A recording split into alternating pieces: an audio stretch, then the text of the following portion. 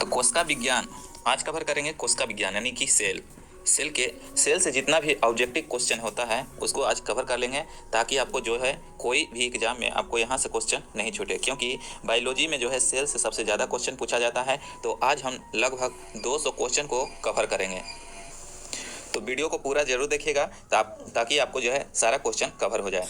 तो पहला क्वेश्चन है कि कोशिका की खोज सर्वप्रथम किसने किया था। तो ये क्वेश्चन का आंसर तो सभी को पता होगा कि सेल की खोज जो है रॉबर्ट हुक के द्वारा किया गया था। उसके बाद देखिए रॉबर्ट हुक ने कोशिका की खोज जो है किस वर्ष किया था। रॉबर्ट हुक ने जो है कोशिका की खोज जो है किस वर्ष किया था। तो रॉबर्ट हुक ने कोशिका की खोज जो है 1665 में किया था। उसके बाद देखिए रॉबर्ट हुक द्वारा खोजी गई कोशिका कैसी थी। यानी रॉबर्ट हुक ने जो कोशिका का खोज किया था 1665 में, तो वह जीवित में खोजा था, मृत में खोजा था, या किस में खोजा था। तो वह खोजा था मृत में। लेकिन फिर पूछेगा कि सर्वप्रथम जो है जीवित और स्वतंत्र कोशिका की खोज किसने किया था। तो जीवित और स्वतंत्र कोशिका का पूछेगा तो वह हो जाएगा लुवेन हॉक ने खोजा था। जीवित कोशिका का खोज जो सर्वप्रथम किया था लुवेन हॉक ने किया था। उसके बाद देखिए कोशिका सिद्धांत का प्रतिपादन किसने किया था। तो कोशिका सिद्धांत का प्रतिपादन जो किया था स्लाइडेन व स्वान ने किया था। याद रखिएगा, स्लाइडेन व स्वान ने किया था। उसके बाद देखिए क्वेश्चन नंबर 6,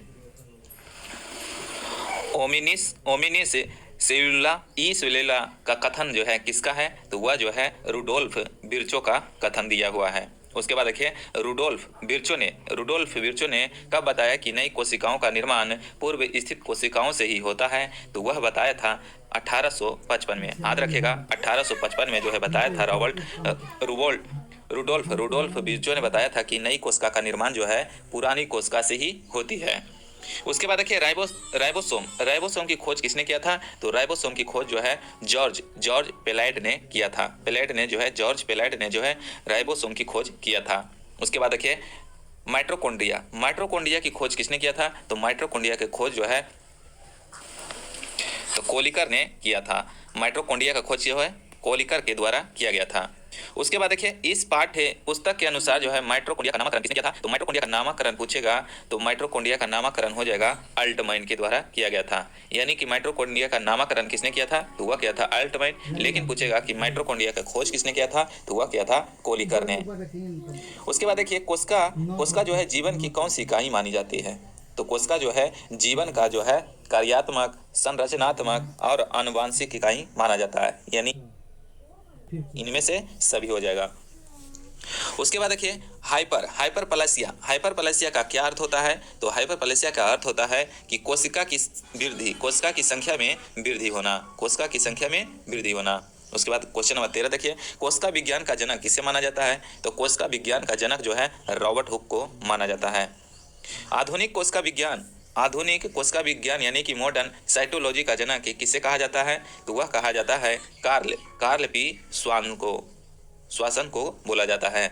उसके बाद देखिए भारतीय कोशिका विज्ञान का जनक किसे कहा जाता है। तो भारतीय कोशिका विज्ञान का जनक जो है A.K. शर्मा को बोला जाता है। ये क्वेश्चन इंपॉर्टेंट है क्योंकि कह रहा है कि भारतीय कोशिका विज्ञान का जनक किसे कहा जाता है। तो A.K. शर्मा को बोला जाता है। क्वेश्चन का लेवल देखिए हाई लेवल का है, इसको जरूर देखिएगा ताकि आपको जो है जिनका भी एग्जाम है इससे रिलेटेड ही क्वेश्चन है, क्योंकि अब इसी प्रकार का क्वेश्चन पूछा जाता है। उसके बाद देखिए लुवेन हॉक ने जीवित कोशिका की खोज कब किया था। तो लुवेन हॉक ने जो है जीवित कोशिका की खोज जो है 1674 ईस्वी में किया था। पूछेगा कि जीवित कोशिका का खोज किसने किया था। तो लुवेन हॉक ने किया था। रॉबर्ट हुक ने कोशिका की संरचना किसकी तरह देखी थी। रॉबर्ट हुक ने जो है कोशिका की संरचना जो है किसकी तरह देखी थी। तो वह मधुमक्खी के छत्ते की जैसी देखी थी। उसके बाद देखिए जॉर्ज पेलेट ने राइबोसोम की खोज कब किया था। तो जॉर्ज पेलेट ने जो है राइबोसोम की खोज किया था 1955 में। उसके बाद देखिए पुरुषों के शुक्राणु तथा महिलाओं के अंडाणु की निषेचन क्रिया कहाँ संपन्न होती है।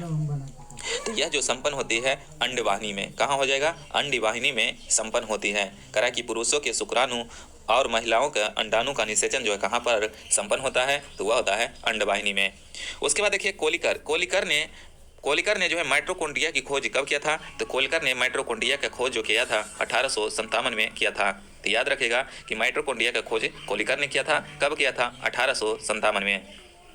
उसके बाद देखिए कोशिका यानी महत्वपूर्ण संपूर्ण जैविक प्रक्रिया के संचालन हेतु ऊर्जा या ईंधन किस रूप में उपस्थित रहता है। तो ऊर्जा जो रहता है वह एटीपी के रूप में या ऊर्जा या ईंधन जो है रहता है यह एटीपी के रूप में उपस्थित होता है।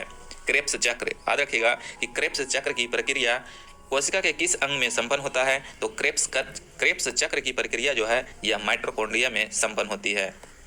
क्रेब्स चक्र का अध्ययन सर्वप्रथम किसने किया था? तो क्रेब्स चक्र का अध्ययन जो है सर्वप्रथम हेंस एडोल्फ क्रेब्स के द्वारा किया गया था, इसीलिए जो है यह अपने नाम पर ही क्रेब्स चक्र रखे थे। उसके बाद देखिए क्रेब्स चक्र में परविक अम्ल जो है ऑक्सीकृत होकर किस में बदल जाता है? तो यह जो बदल जाता है कार्बन डाइऑक्साइड में, किस में हो जाएगा? कार्बन डाइऑक्साइड और जल में परिवर्तन हो जाता है। क्वेश्चन को ध्यान से देखिएगा कि कह रहा है कि क्रेब्स चक्र में पायरुविक अम्ल जो है ऑक्सीकृत होकर जो है किस में बदल जाता है? तो CO2 और जल में बदल जाता है। उसके बाद देखिए दो कोशिकाओं के मध्य पदार्थों का आवागमन जो है किसके माध्यम के द्वारा होता है? तो वह हो जाएगा जीव द्रव तंतु के द्वारा जो है दो कोशिकाओं के मध्य पदार्थों का आवागमन होता है। कोशिकाओं में किस तत्व के एकत्र होने से रंध्र खुल जाता है? तो रंध्र जो खुलता है वह पोटेशियम तत्व की एकत्र होने से जो है रंध्र क्या होता है? खुल जाता है। विश्व की सबसे छोटी कोशिका कौन सी है? तो वह है माइकोप्लाज्मा गैलीसिटिकम। ये जो है विश्व की सबसे छोटी कोशिका भी माना जाता है। विश्व की सबसे बड़ी एवं भारी कोशिका किसकी होती है? तो विश्व की सबसे बड़ी या भारी कोशिका पूछेगा तो वह हो जाएगा शुतुरमुर्ग का अंडा। शुतुरमुर्ग का अंडा जो है सबसे भारी या बड़ा कोशिका होता है। मानव शरीर में सबसे छोटी कोशिका कौन सी होती है? तो मानव शरीर में सबसे छोटी कोशिका जो होता है वह सेरेबेलम की ग्रेकियल सेल का होता है, जो कि सबसे छोटी कोशिका माना जाता है। मानव शरीर की सबसे बड़ी कोशिका होती है, तो मानव शरीर में सबसे बड़ा कोशिका होता है वह होता है अंडाणु, जो कि मादा का होता है। तो मादा का अंडाणु जो है सबसे बड़ी कोशिका मानव शरीर में माना जाता है। क्वेश्चन देखिए 11 नंबर है कि मानव शरीर की सबसे लंबी कोशिका कौन सी होती है? तो लंबी कोशिका में पूछेगा तो वह हो जाएगा तंत्रिका कोशिका, न्यूरॉन्स जो है ये सबसे लंबी कोशिका मानव शरीर में माना जाता है। पुरुषों में सबसे छोटी कोशिका कौन सी होती है? तो पुरुषों में पूछेगा तो वह हो जाएगा शुक्राणु जो है पुरुष में सबसे छोटी कोशिका होता है। लेकिन महिला में पूछेगा तो वह अंडाणु जो है सबसे बड़ी हो जाएगा। सबसे बड़ी पादप कोशिका यानी प्लांट सेल कौन सी होती है? तो वह हो जाएगा कार्लेपोटेक्सीफोलिया जो है पादप कोशिका में सबसे बड़ी कोशिका माना जाता है। उसके बाद देखिए कोशिका का विभाजन कितने प्रकार का होता है? कोशिका का विभाजन जो है कितने प्रकार का होता है? तो कोशिका के विभाजन जो है 3 प्रकार से होता है। याद रखेगा असूत्री विभाजन, अर्धसूत्री विभाजन और समसूत्री विभाजन। ये जो है 3 प्रकार के विभाजन कोशिका में होता है। पौधे में कोशिका विभाजन को प्रेरित करने वाला हार्मोन कौन सा है? तो पौधे में जो है कोशिका विभाजन को प्रेरित करने वाला हार्मोन जो होगा वह हो जाएगा साइटोकाइनिन जो है यह पौधे में कोशिका विभाजन को प्रेरित करने वाला हार्मोन है। किस प्रकार की कोशिका के अनियंत्रित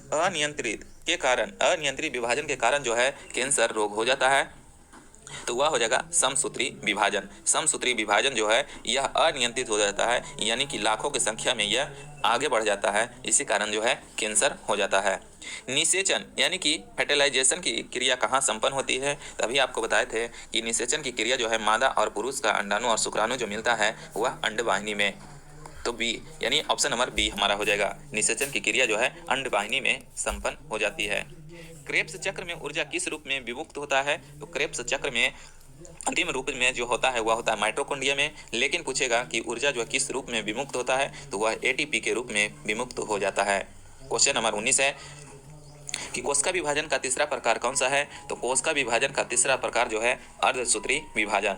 असूत्री विभाजन पहला हो जाएगा, समसूत्री विभाजन दूसरा हो जाएगा, जबकि अर्धसूत्री विभाजन जो है तीसरा हो जाएगा।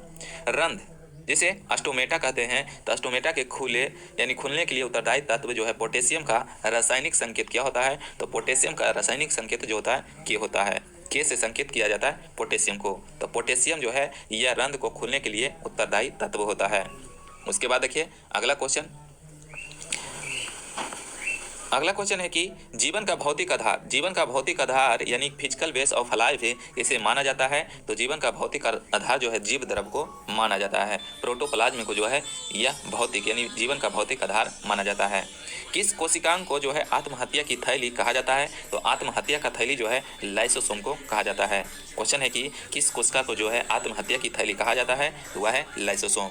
गोल्गी कॉय का अन्य नाम क्या है? तो गोल्गी कॉय का अन्य नाम हो जाएगा डिक्टियोसोम जो है गल्जी का अन्य नाम है। पेडल कण ने किस कोशिकांग को कहा जाता है? तो पेडल कण जो है यह राइबोसोम को कहा जाता है।